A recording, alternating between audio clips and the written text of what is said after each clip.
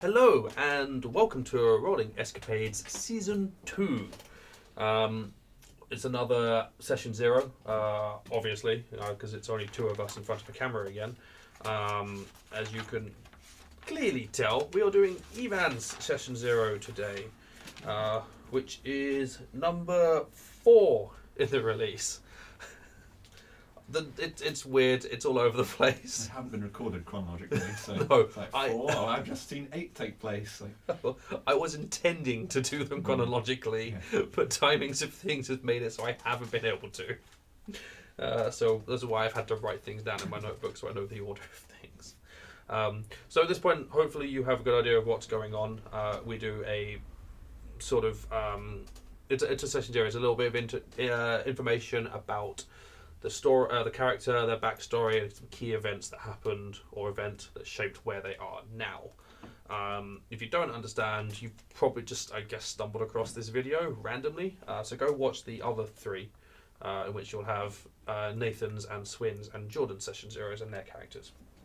As always, Destai is our sponsor, the awesome makers of chainmail goodiness. Things like dice bags and key rings, rings, necklaces, bracelets, custom orders, all sorts of funky things. There is a link in the description below, and you can go click on that and browse their wares. You will also find in the description below a link to stuff by a guy called Christopher Rolls, who is our artist for this season, essentially. He is currently making character art for all 8 players, which will be revealed to you in the very first session. So keep an eye out for that. His stuff's pretty cool. I know he posts a lot on the Dungeons & Dragons 5th edition Facebook group. He posts examples of his work there all the time. It's really cool. So that's nice. But he is also the author of Izzy's Slightly Used Airships, which is a PDF available from DM's Guild. Again, the link is down below. That takes the concept of the airship that you find in the DMG and expands on that to give you airship variations.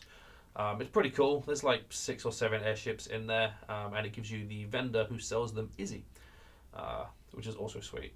And then there's some other products he's done on DM's Guild. This most recent one is a sort of airship aerial combat rules, which I don't yet have, but I will be buying because airships fighting airships sounds fun.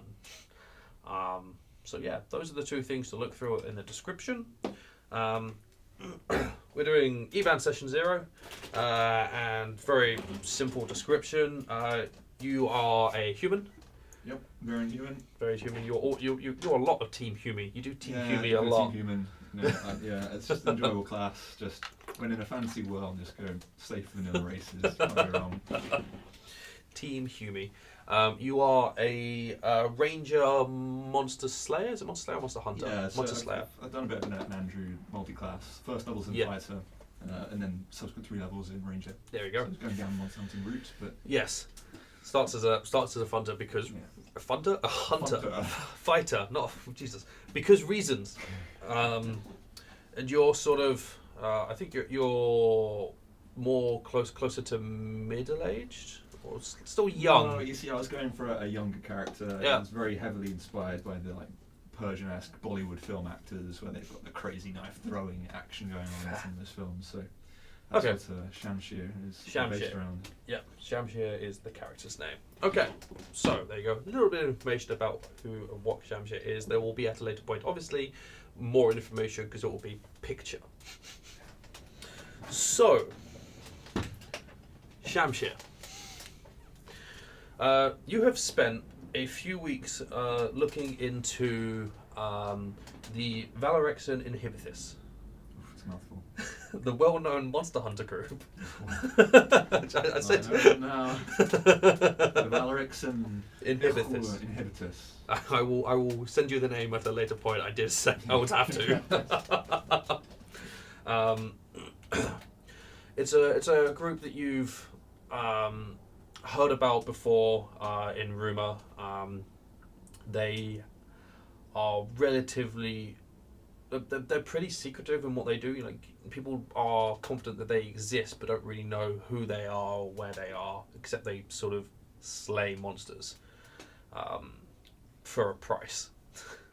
Okay, You looked into them with the idea that bounty hunting is something that you've done before, and you're also interested in the slaying of monsters and hunting. The two things sort of go together nicely.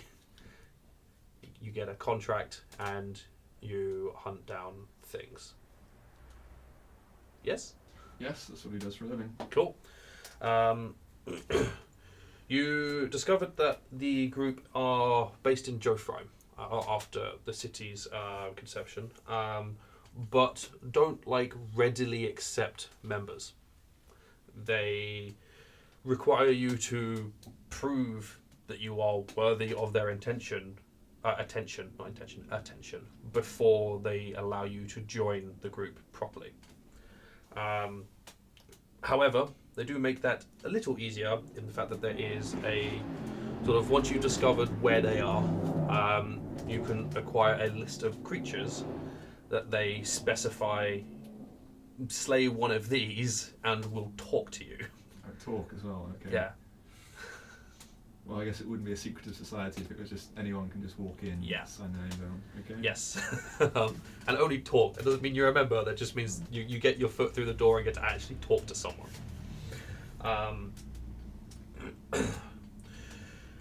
After looking through the list of creatures, it covers a whole variety of different things. You settled on one particular creature on the list for a couple of reasons. The biggest one being that it's the easiest one to find the location of. And the particular creature itself is a Nothic. The Nothic is a monstrosity that has come about from a wizard looking into magic that they don't understand, and the magic twisting and corrupting them, and creating a new creature. They're humanoids. They're bipedal in shape, but the thing that really stands out about them is they have one large green eye.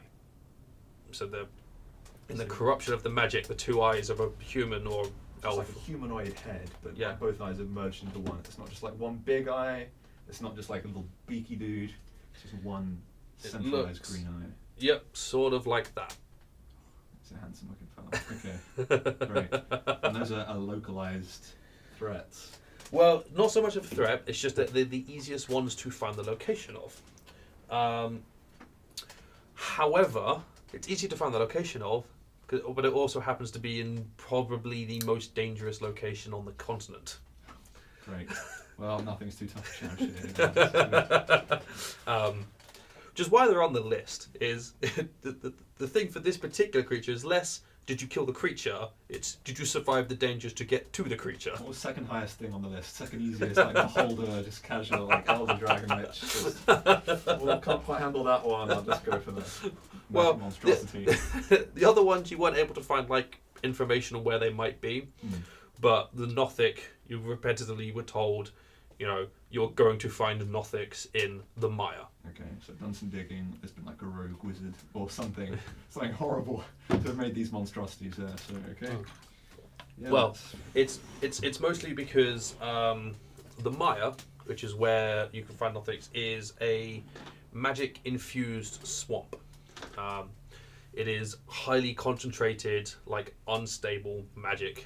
It was the location of the last battle of the war, where things went very wrong, and people don't go there anymore. Apart from insane wizards who want to find out and study the magics, don't understand what they're doing and become corrupted by it. So it's not necessarily that there's a specific wizard that you're going to go kill. It's just that there will be someone who has gone there stupidly and doesn't understand what they're doing and has become corrupted because of it. Okay, so it's like Fallout Wasteland. Sort of. Basically, yeah. It's an entire swamp of magic here's fucked you. Right. Sounds friendly. Yep. And this is near the city of Joframe, or I've done some travelling to get there?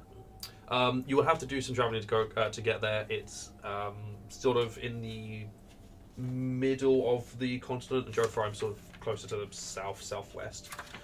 The one thing that you do have to, because it specifies for each creature, in order to prove that you have done the deed, you have to bring back a certain part of the creature. For the Nothic, you need to bring back its eye. And if you present the eye to the Valorex and Inhibithis, they will accept that as you have slayed this thing. So you have travelled across the continent of Vivanor, and you now stand at the far outskirts of the Mire, where the dangers are, whilst still there, are lessened as opposed to the further in you travel. And the sort of weird pink glow that the swamp has is less intense. I won't think too deeply about the pink glow of the swamp. I just bad voodoo magic in place here. So. Okay,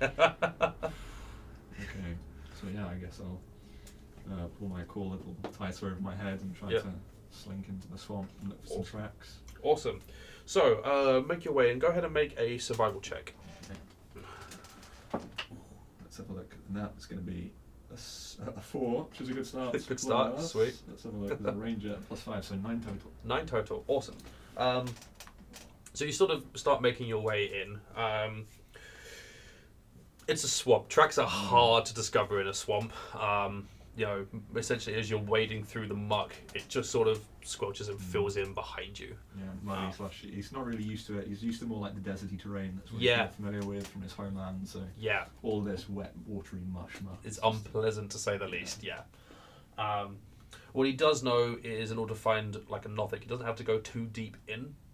Okay. He'll be able to, he'll reach a certain point where you're almost certainly going to come across someone where they've gone in further, fallen and sort of like left and drifted back out. So you'll be able to go a certain distance, sort of wander around the outskirts, and potentially you'll run into a Nothic at some point. But you don't see any tracks right now.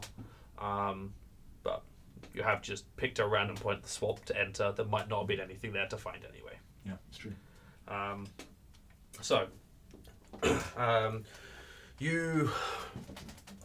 you going to travel? You're at the southern edge of the Mire. Are you going to travel east or west? The southern edge, and Joffrey, you said is in the south, so I've gone north.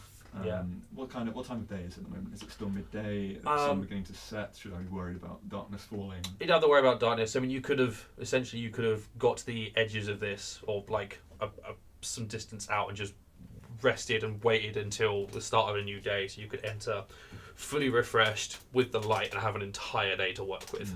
Okay, well let's work our way to the east. Cool. In that direction. We'll cool. So you start making your way east. You're wandering through the sort of muck. It's a little bit strange. So obviously you are aware that you're walking through a swamp, but it's not necessarily. It doesn't smell like a swamp that much. It's got the air has got this sort of weird like cinnamon hint to it. Cinnamon hint. Yes, okay. it smells cinnamony. There's always this like perpetual pink glow, sort of just everywhere. It's like if you put on rose tinted sunglasses, just everything is sort of hazy and pink. And if you look like it towards the center of the mire, it intensifies, like to the point where you can't actually see into the center because there's just pink in the way. And the plants and the trees it's described as a swamp just because you're walking through water and liquid and all that the whole time, but it's not like rotting or anything. The plants are healthy. They're just... It's like swampy marshland, kind of just wet terrain that you could sink in parts every so often. Your foot probably goes a bit too deep. Yeah. Step back. Yeah. Yourself. But I mean, the plants are weird in the fact that they are like contorted and twisted.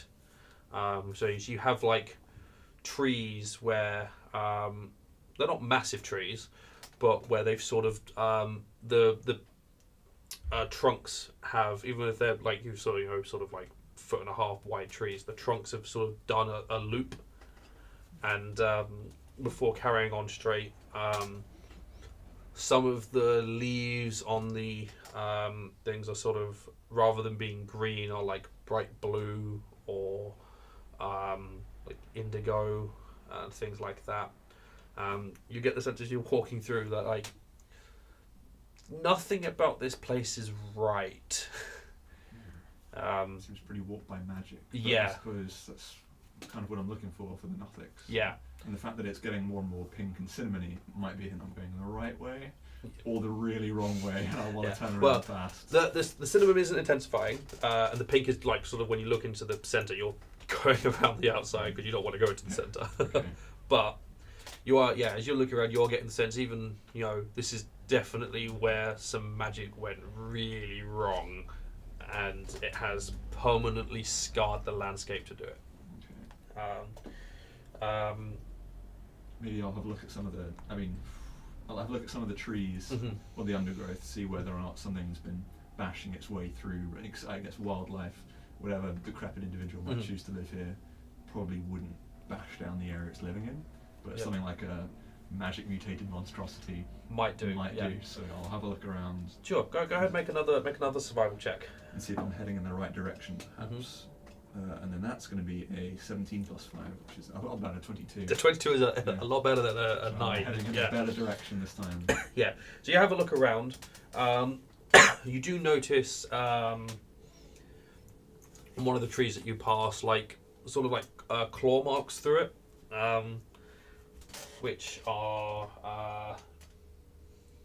a group of claw of 3. Spaced probably about the right distance that a Nothic claw would be. They do actually only have 3 fingers and a thumb, so not only their hand is properly twisted as well. But where one of their, they might have like leant on the tree or something and scratched through it with the claws on the fingers. So you get the sense that you have a look around, and there's a few trees that have got this sort of scratch through them. So you readjust where you're going and start heading in that direction. As you do so, you start to hear sort of from your left, sort of deeper into the swamp, into the mire. You start hearing it can only be described as like a screech, a scream, or a screech. It's definitely not human in nature. Yeah, it's definitely not human or anything like remotely humanoid. It's this horrible sort of like high pitch. It sounds like multiple voices screaming at once, but as you're listening, you're pretty sure it's just one mouth making that noise. Okay. That's just coming from deeper in the swamp to your left. Okay, yeah, I'll have to head in that direction. I'll be trying to keep it quiet. Sneak up, see if I can get a visual on what it is to making this horrendous noise. Go ahead and make a stealth check for me. And that's going to be another good roll. It's a 19 plus, I think, 5 as well. So let's work on 24. Cool. A decent number. Cool. So you start sort of get low to the ground and sort of, rather than squelching through the mud, sort of slide. 21. So 23. 23. Here we go. Nice and quiet. Let's see what this. Yeah. So you slide through some trees, and you come to a sort of glowing. The cinnamon smell does get stronger, and the pink glow does intensify, but not massively. And you come to this collection of trees and sort of compare through into a sort of clearing, and you see inside that a creature you have no way of describing or making sense of. Okay. Describe it to me. Think Chaos Spawn. Okay, like a hideous mass of flesh. Yeah, flesh and appendages and extra eyes and claws and stuff that just shouldn't be there. Okay. There's nothing about it that makes sense. Doesn't look like a Nothic. No, it definitely does not look like a Nothic. Because it has, as far as you can tell, it's not looking at you. Best you can tell, but you can see like 8 eyes on its back. How far away from this creature am I? It's like bizarre monstrosity. You're some distance away from it. As you're looking at it, I would like you to quickly make a wisdom saving throw, please. I'm going. Oh man. So that's a 10 plus. Don't be -1, please. Let's have a look. Saving throw. Is that under skills, or is that going to be? It'll be abilities and saves. Proficiency description notes. Creature. Abilities and saves. Let's have a look. Yep, and then scroll down. Throw. Well, that's pretty good for me because that's an extra +3. Cool. Just being a ranger. So 13 total. 13 total. Okay. As you're watching it, you fight it off partially. Yeah. But you feel this sudden what you're looking at doesn't make sense. It shouldn't exist in the physical world. It doesn't make sense to be here. And it's sort of the contortions and the shape of the thing causes some minor contortions and weirdness in your own mind. And out of your own control, you just turn around and walk directly away from it. Okay. Might be the best. So it's like out of my own control, but in your head, like, okay, I'm not telling myself to do this, but if I was, I probably would be doing this as well. Yeah. Okay. So you walk away with 30 feet, and then do I do that quietly as well? Yeah, you maintain what you're currently doing. Your body is just in the same thing. The sounds were definitely emanating from that creature. Okay. And then 30 feet away, your mind sort of clicks back in again, and you're like, the fuck? And that raises plenty of questions. Do I try and work around it? I guess. I suppose I better not head back towards it. Let's try sneak away a little quiet. Again, sneak away quietly. Yeah. Continuing heading east. Yeah. And then I'll keep a mental note of whatever that hideous screeching sounded a bit like. So if I hear it again, I need to keep walking away. Yeah. That's fine. So you carry on going east, away from that sound. It does get quieter, and you're not hearing any more of them. And you can still see these sort of claw marks bleeding through. You follow those for not very long, actually, probably a couple of minutes, especially with the keeping low and sort of you're now very much like, I do not want to be seen. I do not want anything to spot me right now. When as you're heading through, you become aware of sort of in the distance, a little bit hazy because of the way the glow works, the pinkness. You see a group or a movement ahead of you, a movement of a group of things. Okay. You sort of stop. They don't seem to have noticed you. Sort of sneak your way forward closer to where you could see them. You can see they are heading from the south, straight north. They are going into the swamp. Yeah. Okay. And you watch as you see a group of about 15 orcs. Orcs. Okay. Well, And do they seem to be? So I managed to sneak up to get like a view of this. Yeah. Is it a column? Are they carrying anything with them? Are they heading towards anything visible? It is sort of like it's really weird. What you're looking at, a column of orcs. They're not normally disciplined or follow an order or something. They're just sort of just an unruly mob.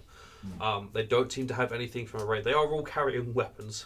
Yeah, okay. They all have, they have like mauls and great axes and swords and javelins and things. But they're sort of like paying attention to what's around them, but they're very clearly heading in a definitive direction into the swamp. Okay, right. I guess quietly, like a snake, I'll have to try and follow them. Is it worth following them? Like trying to look for Nuffics, not orcs, but at the same time, kind of wondering what's causing this group of orcs to be a bit more organised. So let's. You know what, I'll follow them because they're going to know a safer way through the swamp. Safer than just blindly wandering about. Maybe they'll go around the creature, maybe they'll walk into it. Maybe I'll get a better idea of where they're going. Maybe I'll find some Nuffics on the way. So yeah, let's try to keep it quiet and just like snake on the grass. Just but the claws across the trees that you've been following do carry on going east. Okay. And the orcs are heading straight north. The orcs are heading straight north, deeper into the swamp. Well, again, just like that previous fleshy abomination, I'm going to have to make notes of this. Like, I should probably report this to someone in Joffre, and maybe if I get accepted to the Monsanto Guild, it might be something to mention when I get that meeting. If I get the meeting, I survive. So yeah, let's wait for the orcs to pass then. Cool. If I can still see a trail for the claws, I'll go. That is still there. You managed to spot where the claws go. So you make a note of that. There's 15 orcs weirdly walking through the mire for no good reason. Yeah, too organised. Yeah. Nothing about that makes sense. Although, to be fair, not much about the mire makes sense anyway. That's sort of its defining feature. That's fine. So, you carry on passing through the swamp after they pass. And you come up to sort of another clearing. You can hear, ahead of you making your way up to it, you hear sort of a low cackling sound. Like a giggling, cackling thing, and sort of like low. You hear a voice. You hear something talking. What language do you speak? Well, I speak human. I think I also speak Gnomish, but nothing particularly esoteric or special, I'm afraid. Cool. You do not understand what it is saying. Yeah. But you make your way up to the edge of this clearing, and you can see sort of sitting in the middle of this clearing is what is obviously a Nothic, and it has in its hand a sort of like large blue with red spots mushroom, which is like.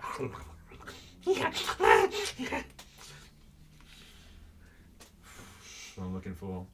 Yep. Okay, right. Let's pull out the first of my daggers. Yep. And from where I am, I'm going to sneak up as close as I can get to within 60 feet. Yep. And then I'm just going to go through. Cool. Roll initiative. Right. Well, that's a good start. That is 18 plus stuff. Cool. You are going before the Nothic. So, you're going before it, and it is surprised. Yes. And you are hidden. That's a lot of stuff. Yep. Let's make this attack with the dagger. And it's not at disadvantage because I have sharpshooter. Yes, you do have sharpshooter. Are you activating the other part of sharpshooter? You do have advantage on this roll because you are hidden. Let's go for it. Let's go for the bonus damage. Liam's been kind enough to say that I can throw a dagger. And sharpshooter, yes. Right, so let's have a look. We've got. Well, luckily for me, I didn't really need that advantage. So 17 was the highest roll there. Mm-hmm. And let's have a quick check. So the sharpshooter penalty is -8. -5. -5, so it's only -3. Yep. Because of archery. Yep. And I have a +6 to hit, so that's going to be a +3 net. Yep. So to 20. 20 will solidly hit the Nothic in the back. Good. Roll some damage to destroy Nothic. Unfortunately, it's just a D4. It's just a D4, yeah. Daggers, man. And that's max damage, though. It's just a D4, he complains, and then there's the max damage of 4 plus 4 for my dexterity. Which is 8. So it's 8 damage total. Plus 10 for the sharpshooter bonus. Let's just say 18. 18. 18 points of damage. From a dagger, yeah. Yes, from a dagger. I don't need to write that down, I can remember that number. So 18 is going to put it at that number there. Your mushroom munching days are over, cool. Creature. So it sort of it falls forward in pain. Are you using your bonus action to throw another dagger? You know what, I will not use my bonus action to throw another dagger, but I will use my bonus action now to activate what do you call it? The Monster Hunter feature. Yes. Which is called Hunter's Scent, Slayer's Prey. You should really do this the other way around, but it's a little less gamey to do this. So now I've hit it, I'm going to mark it as my Slayer's Prey. Cool. Which means from now on, whenever I do some damage, it'll take an extra D6. If it's still alive for much longer. I mean, it took damage from that, but it's not like hurting right now. So its turn, it's no longer surprised. Your turn again. My turn again. Oh, okay. Yeah, because you surprised it. Let's pull out another dagger off the belt. Yep. And throw another dagger. Go for it. So, well, I wasn't doing sharpshooter, but I don't think it'll matter too much with an 8 total to hit. That will not hit it, no. You watch as the dagger sort of spins across and the blade just more or less just bounces off of its flesh. Yeah. Whatever it is, that flesh is not like standard flesh, as it were. No. Okay, and then let's back up again, 10 feet back, reach for another dagger on the belt. Cool. Nothing's turn. It sort of turns towards you and sort of creeps slightly forward, giggling under its breath as it does so. Giggling. Okay. Yes. And its eye sort of looks at you and flashes black. I would like you to make a Constitution saving throw, please. Constitution? Let's have a look. Oh, that's a pretty good roll. So that's a 15 rather, plus 3 for Constitution, so 18 total. 18 is definitely a pass. As this, as the blade blackens and looks at you, feel like part of your body starts to sort of rot. Oh, okay. But you tense your body and the feeling passes. Good. You suffer no damage from that. Okay. That makes it your turn. Okay then, right, let's... Oh, I can't do any of these spells with... I can do Zephyr Strike. Let's do that. So for a bonus action, I'm going to start off, I'm going to cast Zephyr Strike. So, let me see that will... Before the spell ends, I have advantage on one weapon attack roll on my turn. The attack deals an extra 1d8 force damage on a hit. So let's sharpshooter this up again. Let's go for a Zephyr Struck, Slayer's Prey. Nothing in the face. Jesus Christ. So this does some damage. It might not. So that's a 7 on the purple and a 5 on that one. So that would be net 3. So 10. 10 does not hit. No, it just spins off into the underground. Yeah, really quickly. Splash as it hits the ground. You also have an increase in walking speed, I believe. Yes, I did. It boosts it increases by 30 feet until the end of the turn, but it only moved forwards a little, like it shambled a bit. So again, I'll just light on the toad is back up a bit, maybe 10 feet. Cool. So essentially, just maintaining that 60-foot gap. Yeah. Cool. It does the same thing. So creepy ass. Yeah, and makes its way forward, and I need you to make another con save, please. And this is, I'll take the face showing one now. Oh, okay, yeah, I took a 19 plus 3. Yeah, you again fight off that, fight off the effect, to which it's still giggling, but like its eye is like furrowing. It doesn't look happy. Yeah. That will make it your turn. Let's go again. Let's let's use one more spell slot. Let's try again. So Zephyr Strike. Go for it. I'm very tempted to use the Zephyr Strike movement to run up in his face and stab him with his last dagger. So I'm probably going to be running. I've probably got 5 daggers total on the belt. Probably I've just thrown 3 of them. So I've got 1 more dagger. Let's just throw this one, and then the next one I'm going to try to stab him. Cool. So that with advantage. That doesn't look so pretty either. That's a 1 and a 5. So this advantage is pulling some weight here. So again, I blow out some more fish from the marshland. Oh damn. Well, that's unfortunate. Yep, that's not going well. Yeah. Well, it does the same thing. Shambles forward, black eye. It's been doing well for the save, so let's have a look. Maybe this is the first Constitution save it could fail, and it's going to be likely because it's only an 8 total. So an 8 will indeed be a fail. So you feel as like your left shoulder sort of starts to burn, and the smell of rotting flesh hits your nose, and you are going to take 12 points of necrotic damage. Oh, damn, I can't absorb that with absorb elements. So yeah, 12 points. Mm-hmm. Okay, yeah, well, I'm still fine. And it speaks. It does speak, but you don't understand what it says. Right, yeah. Well, presumably not friendly things. Let's start moving towards it. So cool. You can get up to it and stab it. I'm doing another Zephyr Strike again. Let's move 30 feet closer. Yep. Actually, we have to only the full distance. I'm running out of daggers. Let's Zephyr Strike. So last spell slot. Let's run up and try and Zephyr Strike this thing. Awesome. With the stab. Go for it. So it's still advantage. Yep. I'm not going to disarm myself when they're in my last dagger. Nope. Let's have a good check this time. That's a little bit prettier. That's good. A 14 and a 12. Cool. It's not Sharpshooting. It's not sharpshooting because you're stabbing. Yeah. So no negatives here. Yeah. So that is 20 in total to hit. That will hit. So to D4, to D8, and it's also a D6. Yep. Prone. Yep. So all the dice. Here we go. That's a 3, and a 6. So 9, 12, plus 4, which is 16. 16 points of damage. Jesus. It recoils back from that. That hurt. Good. It is where the first dagger went in, where your second dagger has stabbed into it. It is bleeding, a weird like purple blood. Just really weird because you know this thing was a human at some point. So just best not think too deeply about it. Yeah. When it comes to its turn, it doesn't do the eye thing because you're now in front of it. So it raises its claws and attempts to just slash at you with both of its claws. Well, a 6 won't hit. No. And I think a 14 won't hit either. 14 won't hit either. There we go. So you duck and weave out of the way as its claws come down and completely avoid it. Nice. That makes it your turn. Right, let's try again. So I'm just going to keep trying to stab it now. Finish the beast off. Go for it. Let's make another attack roll here. That is a 9, so plus 6 is 15.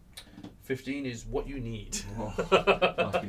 Right, so prey is still active, so let's keep doing some damage with the D6. The D6 is, well, I thought it was a 6, pulling some weight, but it is a 6 with the 2 3s combined. Cool. Plus another 4, which is 10 points of damage. Okay, it is just about hanging on. Yeah. It's not dead yet. That's good. I need to keep the eye, made sure to avoid the eye. Yeah, you're basically going for like the chest and the lower abdomen, just doing everything you can not to hit it in the face. Yeah. In response, it will again make 2 swipes at you with its claws. Okay, that's a 20 and a 22. Which will also hit. Well, let's take some damage. Yep. That is Let's not heal myself. 13 points of slashing damage. The claws just come across your torso. 2 together. Okay, yeah, that's fine. Yeah. So 25 damage total, still 20 HP left. So yeah, you're doing fine. Awesome. It's your turn. Yep, let's try stab it again. Go for let's it. see if I can take the head off, or maybe I'll stab it and take the head off afterwards. I'll save the cool finishing moves, someone edgy, and that's an 18. You hitting. 6, so that's, you hitting good. And I do enough damage to finish the beast. The D6 is pulling through. It's another 6 plus 2, which is 8 plus 4, so 12 points of damage. Cool. It had 1 hit point left. So, oh, thank goodness for that. however you want to bring this thing down. No, I just keep stabbing it in the stomach. Keep stab. Lower it down. As it. That's the marsh. Awesome. Cool. You have successfully slain your quarry. Let's take this. I didn't need the whole body, just the eye. You just need the eye. Let's play it safe and just take the whole head for now. Yeah. I don't want to hang around in the marsh. That's fair. Yeah. So yeah, you just clunk the head off. Retrieve some daggers. Yeah, let's see if any are retrievable. Maybe the ones that missed, just they're maybe floating somewhere. The big crater they've made. Some broke maybe. Yeah. Well, the one in you will retrieve all of them quickly enough. Especially the one in him is easy enough to get hold of, nice. And the other couple don't take too long to find because you did see where they skittered off to. When you only shoot something, 60 foot max. Yeah. You don't have quite the same problem that arrows do. It's just it's gone. Got a long walk to get that. Yeah, that landed somewhere between 100 feet away and 600 feet away in that direction. I don't really know where. And then let's just head straight south. I don't really need to backpedal unless it looks like, unless I know it's directly south of where I could be. In the east is, no-go, danger territory zone. Yeah, well, I mean, south is probably the quickest way back out. So yeah, so you just head straight back south.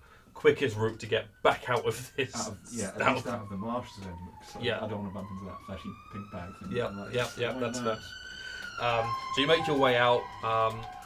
You hear a sound in the distance that doesn't make any sense to you at all. That was it. Yeah, it came by, flew by. Yeah, it's gone. But yeah, you make your way out and you are outside of the marsh. Nothing else gets in your way, or you come across, which isn't that weird. I mean, you didn't see anything on your way in until you you hit the weird, twisted creature orcs, which is strange, and then you ran into the Nothic. So you're outside. You spend the time you need to remove the eye from the head. Yeah, I'm sure that might be popular with the innkeep I'm staying with. I suppose just give him the fee, the room fee, go upstairs, and without telling him that I'm going to be decapitating this mob. That's fine. So you have collected the eye. Over the next few days or so, you travel your way back to Joe Frime. You go to the building that the Valorexan Inhibithus is based in, which this is where you got the list from before. But this time, when you step up to the building and sort of present the eye, as opposed to a piece of parchment sort of just being shoved out the door at you, the door is opened. Okay. Nothing is said, it's just open before you. And I can't see anyone else on the other side of the door. Not at the moment. Okay, yep. Well, let's step on in. Cool. Yeah. So you step in, and you step into darkness initially. It is completely dark inside this building. The door, you hear the door shut behind you, and then as it shuts, to a few sort of magical flames ignite, and you can see you're standing in a foyer of it's a really weird looking building. It's sort of like, I think like Grand Hotel, that sort of foyer with the staircase going up and the balconies upstairs. And there is a bipedal humanoid standing next to you, but you can't quite tell what race they are. I was about to ask, bipedal humanoid implies not human or like anything recognizable. Yeah, it's they're humanoid. They have 2 arms and 2 legs, but you can't see what race they are because they're wearing a hood that they have up over their head, and they're also wearing a mask. Okay. In fact, looking through them, they don't have any sort of exposed flesh at all, so it's impossible to identify whether they are human or elf. Obviously, they're not halfling or dwarf, because they're a little too tall for that. But they are well hidden, and they sort of indicate to a door. I heard this was the building for monster hunters, not a religious cult. Very well. I shall walk towards the door that they have. Cool. You walk over, you open it, they follow you over. Inside is it is like essentially, it looks like a meeting room, but it's not like hardbacked chairs and a wooden table. It was like sort of, it's high quality wood on the table, and the chairs are sort of like velvet and feathered chairs. So it's ostentatious. Okay. Was the building itself, did it look particularly rich or affluent from the outside? No, it was just nondescript. Okay. It was very nondescript. Yeah. It doesn't stand out from the buildings on either side of it at all. Then on the inside it stands out. Yeah, it really stands out. It's just like this group have money, and they're not afraid to use it on their own lifestyles. But there's this table. There's sort of these chairs on either side. The figure who has followed you in shuts the door and sits on one side, and sort of just indicates the other side to you. I shall sit down then. And then they say, "Welcome to the headquarters of the Valorexan Inhibithus." So you do talk, though I am honoured you have let me in. Well, you have slain one of the beginner creatures, so that is the minimum requirement for us to talk to you. Well, I would be interested in hearing what the progressive monsters would be. We have a list. There is a series of things you must kill. However, before I reveal the next step, we have a requirement. This is a path that once you have started down, you cannot turn back. You see it through to its end, or you fail. And as we hunt monsters failure means death. I'm confident enough in my own luck and my lifestyle that I'm up to the task. That is good to hear. Luck, you do seem marked. I think we make our own luck. There is sort of, during your journeys back, you did obviously you took some scratches from this creature. You did become aware that at some point it sort of tore through your armor, and on the right hand side of your body you have like a scar now with 3 things, which is a sort of like 3 lines through your torso. Okay. Avandra was lucky in that I did not receive a more significant wound. But the same, it was my own skills with my swords, daggers, and expertise in my field that I stand here today. Well then. If you believe yourself to be worthy, then I shall make the arrangements. We will send word to you, Shamshir, within the town. We have use of a new person.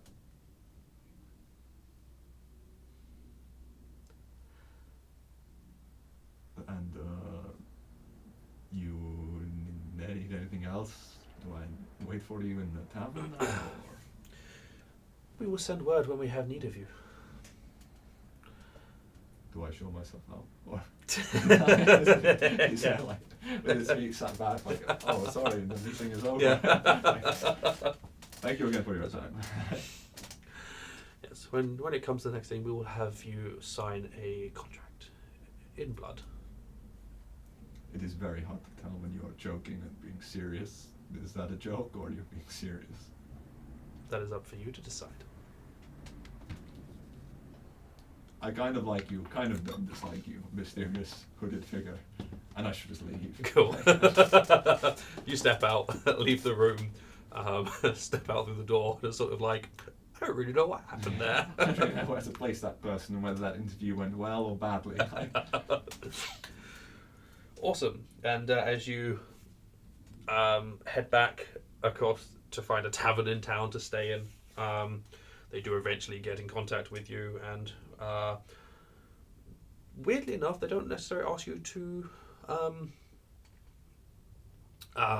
kill a particular creature. They have news of a particular group within the city that they wish for you to join, and then within that group you will be killing things that they would want you to kill anyway. So that will be part of your test. Okay. So it's like a shadowing sort of training group at first glance. We'll see. Yes. How it goes. Yeah. And that is where we're going to end your session 0. Well, I survived. You did. I'll make it to episode 1. That's the important one. It's a CR2 creature. it can do no it. problem at all. Yeah, it's fine. It can throw out a fair chunk of damage, but you know, it's fun and it's easy to run. Yeah. But cool. So that ends number 4. I think I said it was. I've actually forgotten. Yes, cool. Cool. So again, yeah, hopefully you've enjoyed. Stay tuned to watch the other. There are 4 more session 0s and 3 missions for a group for you to watch that are coming. And then session 1, the first episode, will be out at some point in the near future, in which a lot of things will be explained. I'm just not explaining anything until session 1, because that means you have to come watch it. Thank you very much, and hopefully see you in some other videos. Goodbye.